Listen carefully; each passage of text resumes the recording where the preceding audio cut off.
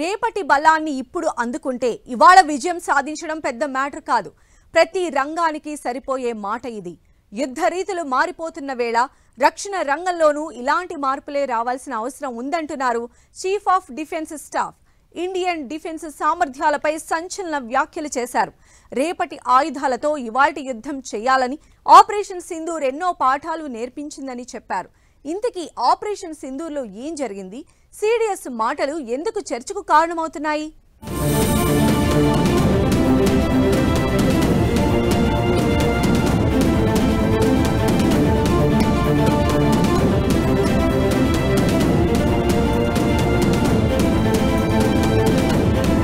నిన్నటి ఆయుధాలతో ఇవాల్టి యుద్ధం గెలవలేదు.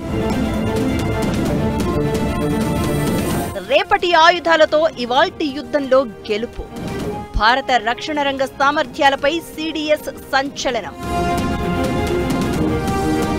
ఇండియన్ డిఫెన్స్ మరింత అప్డేట్ కావాల్సిందేనా? ఆపరేషన్ సింధూర్ మిగిల్చిన పాఠాలేంటి? ఏ విభాగాల్లో మెరుగుపడాల్సిన అవసరం ఉంది?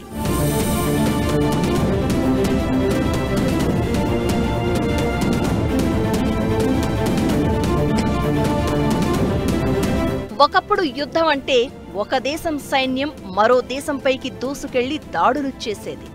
ఆ తర్వాత యుద్ధ విమానాలు, జలాంతర్గాములు, యుద్ధ నౌకల ప్రవేశంతో యుద్ధం తీరు మారింది. డ్రోన్ల రాకతో ఆధునిక యుద్ధం కొత్త పుంతలు తొక్కుతోంది. భవిష్యత్తులో రాబోయే యుద్ధాలు, జరగబోయే యుద్ధాలు మరింతగా మారిపోయే అవకాశం ఉంటుంది. శత్రుదేశం ఆయువు పట్టుపై కొట్టడమే, ఎక్కడో ఉండి ఎవరి రూపంలోనో దాడులు చేయడమే. ఫ్యూచర్ వార్ఫేర్లో కనిపించబోయేది ఇదే. రాబోయే యుద్ధాల్లో టెక్నాలజీ కీలకంగా మారే ఛాన్స్ ఉంది. ఈ విభాగంలో ఎవరు బలంగా ఉంటారన్న దానిమీదే భవిష్యత్తు యుద్ధాల్లో విజేత ఎవరు అనేది డిసైడ్ అవుతుంది. చీఫ్ ఆఫ్ డిఫెన్స్ స్టాఫ్ చెప్పింది అదే. అడ్వాన్స్డ్ టెక్నాలజీ దిశగా అడుగులు వేస్తున్నామని, అయితే ఇది సరిపోదని, పరుగులు తీయాల్సిన అవసరం ఉందనే మాట క్లియర్ కట్ గా చెప్పారు అనిల్ చౌహాన్.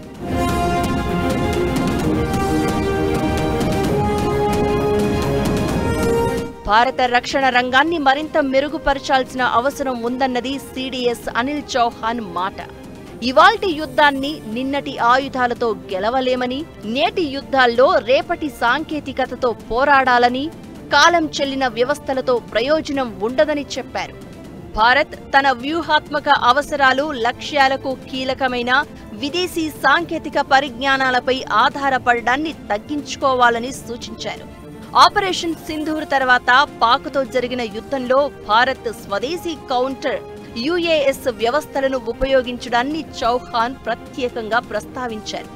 విదేశీ సాంకేతికతపై ఆధారపడడంతో ఆయుధాల ఉత్పత్తిని పెంచే దేశ సామర్థ్యం పడిపోతుందని, అటువంటివి ప్రతికూల ప్రభావం చూపుతాయని అన్నారు. మనల్ని మనం రక్షించుకోవడానికి పెట్టుబడి పెట్టాలి, నిర్మించుకోవాలని సూచించారు.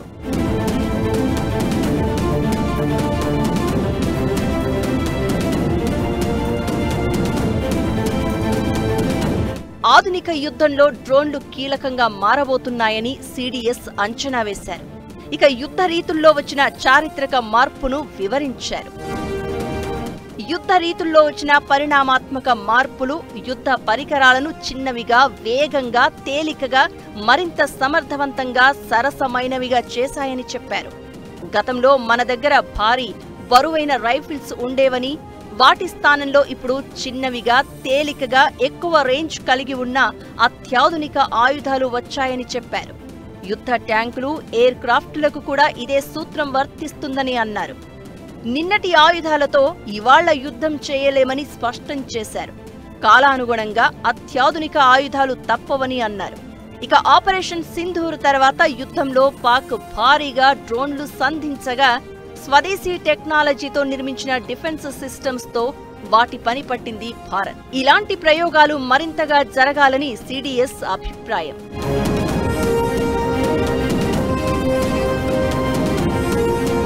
ఇక కేంద్రంలో మోదీ సర్కార్ రక్షణ రంగ బలోపేతంపై ప్రత్యేక దృష్టి సారిస్తోంది.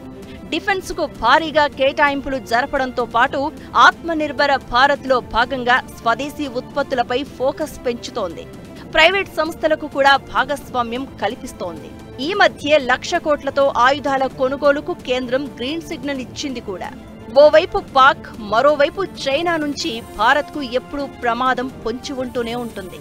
ఇలాంటి సమయంలో రక్షణ రంగాన్ని మరింత అప్డేట్ చేయాల్సిన అవసరం ఉంది. ఓవైపు చైనా భారీగా అప్డేట్ అవుతోంది. ఇలాంటి టైంలో రక్షణ రంగాన్ని మరింత మెరుగుపరచాలి. మరీ ముఖ్యంగా ప్రపంచమంతా యుద్ధంలో మునిగిపోతున్న వేళ దేశీయంగా ఆయుధ ఉత్పత్తికి పెద్దపీట వేయాల్సిన అవసరం ఉంది. సిడిఎస్ చెప్తోంది కూడా అదే.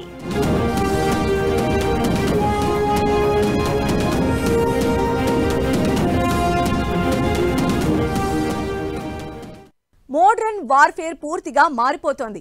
సైనికులు, యుద్ధ నౌకలు, యుద్ధ విమానాల స్థానాన్ని డ్రోన్లు ఆక్రమిస్తూ ఉన్నాయి.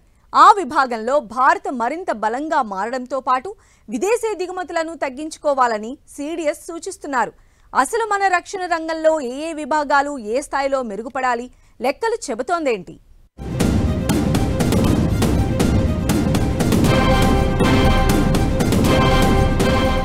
ఆపరేషన్ సింధూర్తో భారత్ బలం ఏంటో ప్రపంచానికి తెలిసొచ్చింది. మన బ్రహ్మోస్, ఆకాశ్ తీర్ ప్రపంచం మనసు గెలిచింది. భారత్ టెక్నాలజీకి చాలా దేశాలు ఫిదా అయ్యాయి. ఒకప్పుడు ఆయుధాల కోసం ప్రపంచ దేశాల వైపు చూసే భారత్ సొంతంగా వెపన్స్ తయారు చేయడమే కాదు, దాయాది తోక ముడిచేలా చేసింది. ఆయుధాల కోసం మిగతా దేశాల మీద ఆధారపడకుండా రక్షణ రంగ ఉత్పత్తులను వేగవంతం చేసేందుకు కేంద్రం చర్యలు తీసుకుంటోంది. ప్రైవేట్ సంస్థలను కూడా భాగస్వాములుగా చేసింది.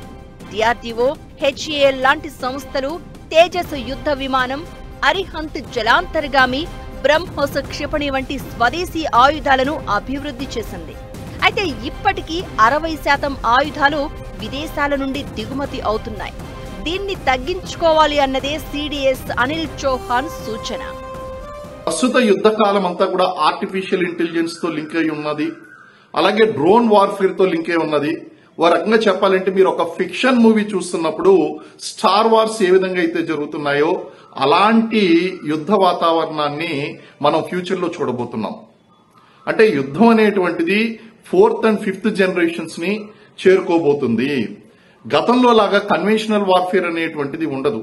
మనకి ఆపరేషన్ సింధూర్ ద్వారా కూడా అనేక విషయాలు అనేటువంటివి మనం తెలుసుకోవడం జరిగింది. అలాగే ప్రపంచానికి మనం ఒక కొత్త సందేశాన్ని ఇవ్వగలిగాం. ఆపరేషన్ సింధూర్తో భారత్ యుద్ధం చేసింది పాక్ తో మాత్రమే కాదు, చైనా, తుర్కియేతో కూడా. భారత్ను దెబ్బతీసేందుకు చైనా గోతికాడి నక్కలా ఎదురు చూస్తూ ఉంటుంది. డ్రాగన్ కంట్రీకి ధీటుగా అన్ని రంగాల్లో బలాన్ని పెంచుకోవాల్సిన అవసరం ఉంది. ఐఎన్ఎస్ విక్రాంత్, విశాఖపట్నం క్లాస్ డెస్ట్రాయర్లతో బలంగా ఉన్న హిందూ మహాసముద్రంలో ఆధిపత్యం కోసం ప్రయత్నిస్తున్న చైనాకు చెక్ పెట్టాలంటే మరింత అప్డేట్ అవసరం. ఇక డ్రోన్లు యుద్ధ స్వరూపాన్ని మార్చేస్తున్నాయి. భవిష్యత్తు యుద్ధాల్లో డ్రోన్లు మరింత కీలకంగా మారే అవకాశం ఉంటుంది. ఈ దిశగానూ అప్డేట్ అవ్వాల్సిన అవసరం ఉంది. డిఆర్డీఓ ప్రస్తుతం రుస్తుం 2 లాంటి డ్రోన్లను డెవలప్ చేస్తోంది. అయితే చైనా, తుర్కియే, అమెరికా లాంటి దేశాలు డ్రోన్ సాంకేతికతలో చాలా ముందున్నాయి. భారత్ కూడా ఆ దిశగా అడుగులు వేయాల్సిన అవసరం ఉంది. మోడర్న్ స్టెల్త్ డ్రోన్లు, స్మార్ట్ డ్రోన్ టెక్నాలజీని అభివృద్ధి చేయడంతో పాటు ఏఐ ఆధారిత ఆయుధ వ్యవస్థలను డెవలప్ చేయాల్సిన అవసరం ఎంతైనా ఉంది. ఇక సైబర్ దాడులు కూడా మోడర్న్ వార్ఫేర్లో భాగమవుతున్నాయి. రాబోయే యుద్ధాల్లో ఇవి మరింత పెరిగే ఛాన్స్ ఉంటుంది. దీన్ని కంట్రోల్ చేసేందుకు రెడీగా ఉండాల్సిన అవసరం ఉంది. భారత్లో national cyber security coordination centre ఉన్నా సైబర్ రక్షణ సామర్థ్యాలు చాలా వీక్ గానే ఉన్నాయి. సైబర్ రక్షణ కోసం ఏఐ ఆధారిత సాధనాలను అభివృద్ధి చేయడంతో పాటు సైనిక, పౌర సమాచార వ్యవస్థలను రక్షించేందుకు అధునాతన ఫైర్ వాళ్లు, ఎన్క్రిప్షన్ సాంకేతికతలు తీసుకురావాలి. రక్షణ రంగ బలోపేతం దిశగా కేంద్రం అడుగులు వేస్తున్నా నడిస్తే సరిపోదు, పరిగెత్తాల్సిన అవసరం ఉంది. ప్రపంచం అంతా యుద్ధంలో చిక్కుకుంది. యుద్ధం ఎప్పుడు ఎలా చుట్టుముడుతుందో చెప్పలేం. దీంతో ఇవాల్టి యుద్ధాన్ని రేపటి ఆయుధంతో కొట్టేంతగా రెడీగా ఉండాలి. ఆ దిశగా అప్డేట్ కావాల్సిన అవసరం ఉంది.